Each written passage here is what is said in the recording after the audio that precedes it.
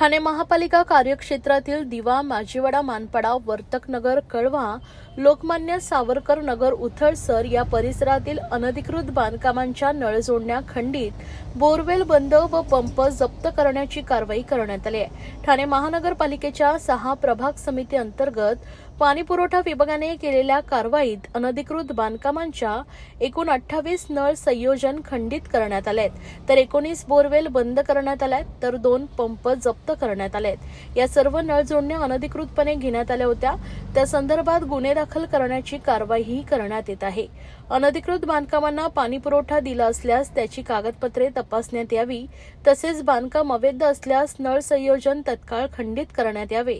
त्याचप्रमाणे महापालिकेच्या जलवाहिनीवरून अवैधरित्या नळ संयोजन घेतले असल्यास तेही तातडीने खंडित करावे, असे निर्देश महापालिका आयुक्त सौरभ राव यांनी पाणीपुरवठा विभागास दिलेत।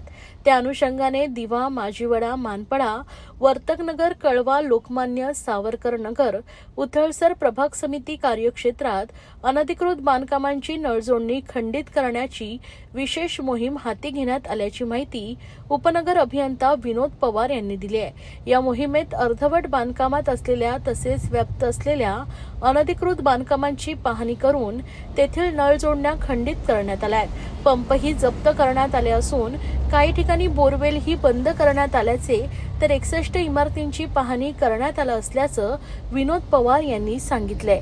तर 29 जुलै रोजी करण्यात आलेल्या कारवाईचा तपशील हा पुढील प्रमाणे आहे। दिवा येथे नळ संयोजन खंडित 3, बोरवेल बंद 19, तर पंप जप्त 2।